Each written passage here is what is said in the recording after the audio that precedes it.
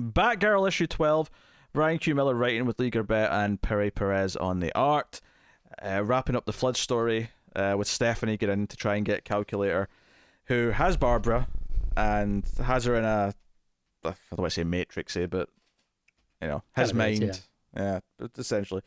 And we play with that a little bit, and we play with of course the other girl gets a code name by the end of the issue. She becomes kind of like an apprentice to Oracle, but now by the name of Proxy. Yes. Which is neat. It's neat that we have like a more go-to name for her now. But it's a good issue. I like some of Steph's commentary, and some of her banter off of Proxy is kind of fun. I don't think it's the best this run's had though, by any means. And I don't know if that's because the Calculator himself and that side of things isn't as interesting perhaps as the other stuff. Like I definitely enjoyed the parts of this particular arc when it was interacting with the rest of the world, with the policemen, with the college, with the zombie stuff. Like that was definitely where it was really popping. I think this arc's a fine conclusion, or this issue's a fine conclusion rather, but not its. I think it's notable that the end of this, Batgirl Rising finally concluded, and it does feel like that. This, even though technically this isn't origin stuff anymore, it still has that feeling of okay, now the status quo is set up at the end of this, and I do kind of get that feeling of like, good, we can move on from here now. Unfortunately, only for another 12 issues, but it's got that feeling of okay, this is what to expect now. I will say it's not bad. I will say that there is a surprisingly dark scene in this, where in Calculator's mind, Barbara sees the day that he came home and saw that his wife had committed suicide.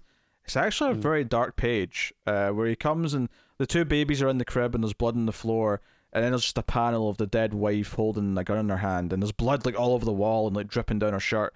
It's actually very dark. And then even the fact that he goes over to pick up his babies and he's like getting blood on the baby's head because he's got blood in his hands. It's actually a really dark scene. Like darker than I'm used to, and what's been a very bubbly Batgirl book. I think that's why it has so much impact, because like I say, this book has been quite bubbly, so when it has this moment, it's shocking. It comes with extra weight. It feels like, no, we're not just doing this for shock value all the time. It's like, no, this matters. Yeah.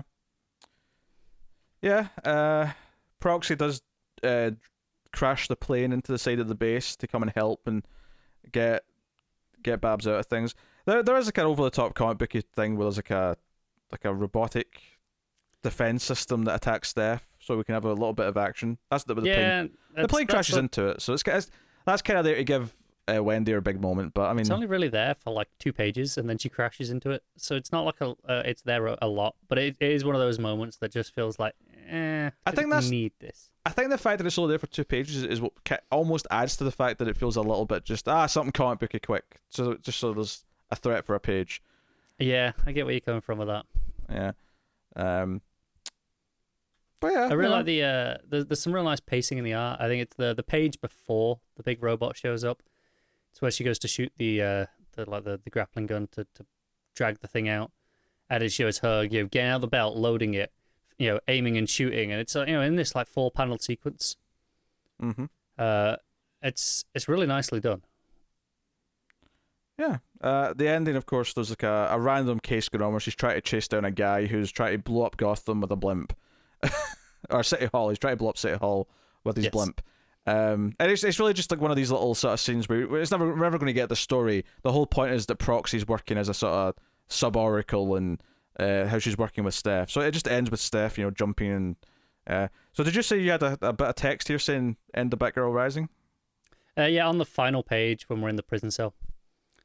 Oh, it's there. I wasn't looking at that. I was looking at the page where she's jumping off the roof before that. Yeah, there's one more page after that. Yeah.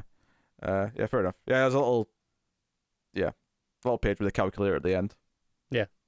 Just in his cell, looking at the newspapers.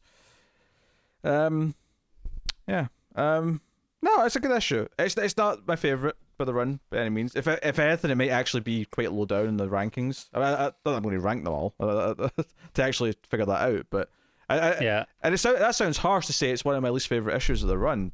It's still solid. It still does a lot of good things. I think it's just that the standard's so high. I think it's a perfectly good issue.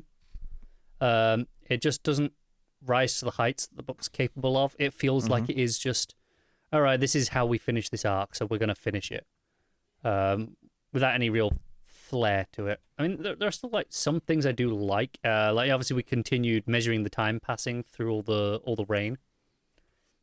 And even when it clears up, it's minus 6 inches of rain later.